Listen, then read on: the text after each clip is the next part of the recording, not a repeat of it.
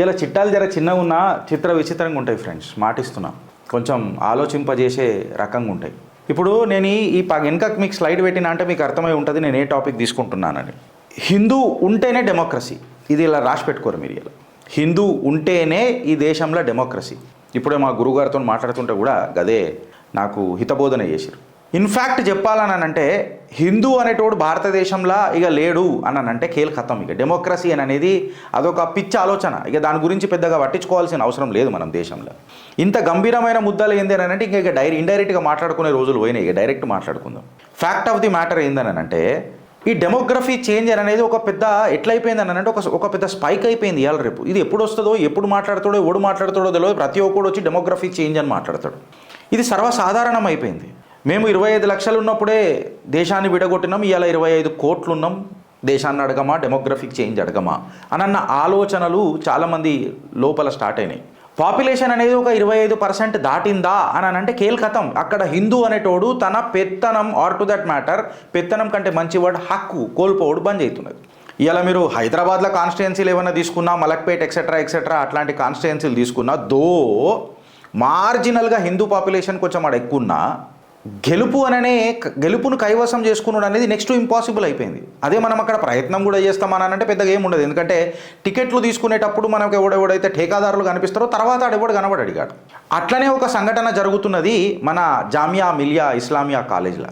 ఈ జామియా మిలియాలో ఏం నడుస్తున్నది గిరీష్ అని చెప్పి మాట్లాడితే ఫ్యాక్ట్ ఫైండింగ్ కమిటీ బయట పెట్టింది ఏందని అంటే ఫ్రెండ్స్, ముస్లిమ్స్ నాన్ ముస్లిమ్స్ని let us be very vocal. ఇక డంకేపే చోటు మాట్లాడుకుందాం. ఎందుకంటే ఇంకా మాట్లాడలేదని అనుకో ఇక చాలా పెద్ద ప్రాబ్లం అవుతుంది. ముస్లిమ్స్ నాన్ ముస్లిమ్స్ని హరాస్ చేస్తున్నారట. దేనికి అని అంటే కన్వర్ట్ కానీకి. నువ్వు కన్వర్ట్ కాకపోతే ఎగ్జామ్ ఫెయిల్ కావాల్సి వస్తుంది.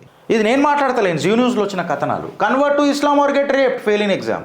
Hindu girls face grave discrimination in Jamia Millia Islamia. దీని మీద ఏమైనా చర్చ జరుగుతుందని అంటే ఈ రోగ లక్షణాలు హిందువులకు కనబడతాయి అని అంటే నీకు రోగ లక్షణాలు కనబడితే కదే దాని మందు దిగుతావు, దానికి యాంటీడోట్ మనం ఆలోచిస్తాం. సో ముద్దా ఏందని అంటే ఈడ అబ్సల్యూట్గా ముద్దా ఏందని అంటే అర్థం చేసుకోరా ఓ హిందూ అని చెప్పి ఇవాళ చిత్రగుప్తు వేదికగా చిత్రగుప్తు చెప్తున్నది. ఏంది తెలుసా, బంగ్లాదేశ్లో ఏం జరుగుతున్నది రా అంటే ఆడ మైనారిటీ ఎవడరా నాయన అని అంటే హిందూ. ఎవడు ఏమైంది రాబాయి అని అంటే మైనారిటీ అనే హిందువుని ఆడ ఊచకూతకు వస్తున్నారు. భారతదేశంలో వచ్చి మనం చూసినాం అనుకో అంచెలంచెలుగా ఈడేమవుతుందనంటే మెజారిటీల మీద మైనారిటీలు దాడి చేస్తున్నారు. అంటే ఆడ నువ్వు మైనారిటీగా ఉన్నా హిందూ మీదనే దాడి అవుతుంది. ఈడ నువ్వు మెజారిటీగా ఉన్నా మైనారిటీ వచ్చి ముస్లిం అనేటోడు వచ్చి నీ మీదనే దాడి చేస్తాడు. సంబల్ ఘటన అది ఆడికే వచ్చాగింది. ఇప్పుడు నేనేమంటున్నానంటే ఒకసారి మీరు ఆలోచించుర్రి. డెమోక్రసీ అనే ఈ భూతంలా, సెక్యులరిజం అనే ఈ పిశాచిలా పాకిస్తాన్లోనేమో మైనారిటీలు కరువైతూ వచ్చిండ్రు, బంగ్లాదేశ్లో మైనారిటీలు కరువైతూ వచ్చిండ్రు, ఆఫ్ఘనిస్తాన్లోనైతే మైనారిటీలు సంకనాకపోయారు.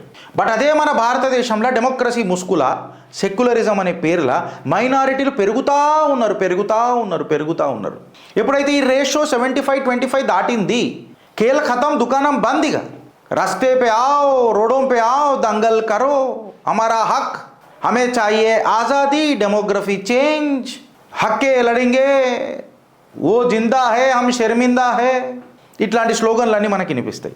ఒక్కసారి నీ రాజకీయ పట్టు ఆ కాన్స్టిట్యుయెన్సీలో పోయింది అని అంటే ఇట్లాంటివి స్టార్ట్ అవుతాయి. ఈ ఇంటర్నేషనల్ లొల్లి ఏంద్రాబాయి అని అంటే మళ్ళీ నువ్వు ఓ పెద్ద ఇంటర్నేషనల్ సాలిడేటరీ తీసుకుంటారు వీళ్ళు. ఇక్కడ ఉన్న హిందువులను ఊచకోతకు వస్తున్నప్పుడు పర్వాలేదు, అక్కడ బంగ్లాదేశ్లో మైనారిటీల మీద జరుగుతున్న దాడులకి ఏం కనబడే, కాకపోతే పాలెస్టీన్ కనిపెడుతుంది అంతే. నాకు ఈడ ప్రాబ్లం అవుతుంది. నా ప్రాబ్లం నాకు ఈడ వస్తుంది. నేను అందుకనే ఒకటే సింపుల్ మాట చెప్తా. నాకు ఒకటి నిన్న ట్వీట్ అంటే ఒకటి మామూలుగా కామెంట్ పెట్టిండు. ఏంటంటే అరే బీజేపీ నేను మూతి మీద దన్నినా, నువ్వు బీజేపీ వత్తాసే వలుకుతావేంద్రా గిరీష్ గానీ సీమ్నెత్తురు లేదా, హిందువు లెక్కుండు అని అంటే నువ్వు హిందువు అయితే నేను ఎవడి పక్కన మాట్లాడుతున్నా అన్నది నీకు అర్థమవుతుందిరా. నీ డిఎన్ఏలో ఏదో సంకరజాతి ఉన్నది కాబట్టి నేను ఏ పక్కన తీసుకొని మాట్లాడుతున్నా అన్నది నీకు అర్థమవుతుంది. ఇవాళ హిందూ అని అంటే బీజేపీ అంటే హిందూ, ఇది నువ్వు ఫస్ట్ తెలుసుకో. ఎందుకంటే బీజేపీ హఠా తో హిందూ కటా, విడిపోతే పడిపోతావు. ఇది నువ్వు గుర్తుపెట్టుకో ఓ హిందూ. బీజేపీ హఠా తో హిందూ కటా, and these are directly proportional to each other. So నీ సంకరజాతి పెంపకంలా నువ్వు ఆలోచించుకోరా రే, మేమేం స్లోగన్ ఇస్తున్నాం అనేది, ఆర్ టు దట్ మ్యాటర్ పిలిపేమి ఇస్తున్నాం అనేది. నువ్వు మైనారిటీ కాకముందు చూసుకో. ఎందుకనంటే ఎక్కడ పోయినా మైనారిటీ అనేటోడిని కోసిరు, ఈడనేమో మైనారిటీ అనేటోడు మెజారిటీని కోస్తున్నాడు. నువ్వు అది తెలుసుకో ఫస్ట్, అది తెలుసుకున్నాక మాట్లాడు. ఇవాళ పూలువాలా చాచా టైం నుంచి, ఫ్యాక్ట్ ఆఫ్ ది మ్యాటర్, పూలువాలా చాచా టైం నుంచి ఎడ్యుకేషనల్ సెంటర్స్ని ఒక రిలీజియస్ ఇన్స్టిట్యూషన్స్ లెక్క తయారు చేశారు. ఎన్జిఓ కాల్ ఫర్ జస్టిస్ అని ఒక సంస్థ 65 పేజీల రిపోర్ట్ ఈ discrimination against the non Muslims Jamia మిలియాలో ఒక రిపోర్ట్ సబ్మిట్ చేసింది. దీని మీద కూడా మాట్లాడిండా? ఈ రిపోర్ట్లా 27 ఇండివిజువల్స్లా వాంగ్మూలాలు తీసుకున్నారు, కన్ఫెషన్స్ తీసుకున్నారు, or to that matter survey తీసుకున్నారు. 7 ప్రొఫెసర్లు ఉన్నారు, 8 మంది ఎంప్లాయీలు ఉన్నారు, 10 మంది స్టూడెంట్స్ ఉన్నారు, అండ్ టు దట్ మ్యాటర్ కొంతమంది పాస్ అయిన వాళ్ళది కూడా పోయినరు. ఈ రిపోర్ట్ తీసుకొని పోయి స్టేట్ ఆఫ్ హోమ్ ఎవరైతే ఉన్నారో Nityanand Rai, ministry of education and Delhi lieutenant governor V K Saxena November 2024 ఇచ్చిండ్రు.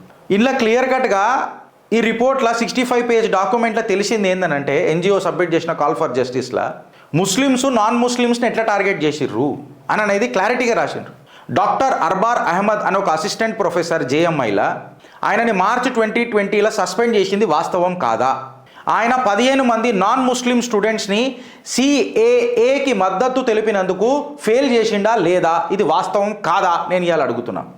మైనారిటీ ఇన్స్టిట్యూషను ఏదైతే ఫండింగ్ వస్తుందో 550 కోట్ల రూపాయల ఫండింగ్ ఇప్పటిదాకా గవర్నమెంట్ నుంచి వచ్చింది. సెక్యులరిజం అనే పేరు మీద ఏమి ఇంజెక్ట్ చేస్తున్నారు అని చెప్పి నేను ఇలా అడుగుతున్నా చిత్రగుప్త్ ద్వారా. ఇప్పుడు ఇవన్నీ మాట్లాడుకోనికే గిరీష్ వెనకటికి మనం మాట్లాడలే కదా అంటే మళ్ళీ నువ్వు ఏం కట్టలు కట్టినావు? నువ్వు హిందువే ఉండే కదరా. నేను అన్న అడుగుతున్నా, నాకు మెసేజ్ పెట్టినోని నువ్వు హిందువే ఉండే కదా. నేనంటే చలో బీజేపీ పార్టీలో ఉండే, చలో ఒప్పుకుంటా. నన్ను మూతి మీద దానినా నేను బీజేపీ వత్తాసు పలుకుతున్నా. నాకు సిగ్గు లేదు, శరం లేదు, చలో డన్. నాకు సిగ్గు శరం లేదు. మళ్ళీ నీ సిగ్గు శరం ఏడికిపోయిందిరా? నీ పూర్వీకుల సిగ్గు శరం ఏడికిపోయిందిరా? మళ్ళీ ఆనాడు ఈ రిపోర్ట్ గురించి ఎందుకు మాట్లాడలేదురా? ఇవాళ బీజేపీ మే నరేంద్ర దామోదర్ దాస్ మోదీ ఈశ్వర్కి శపథ్ లేతా హూ అని చెప్పి ప్రమాణ స్వీకారం చేసినప్పుడే నీ జిగర్ల దమ్ము వచ్చింది. లేకపోతే మడత పెట్టుకొని కూర్చున్నావు నువ్వు కూడా. ఓ హిందూ మేబీ ఆయన కొంచెము ధైర్యం చేసిన కమెంట్ పెట్టిండేమో ఫ్రెండ్స్, బట్ ప్రాక్టికలీ ఓ హిందూ నువ్వు ఇది యాద పెట్టుకో, ఇది జరుగుతుంది నీకు అదే.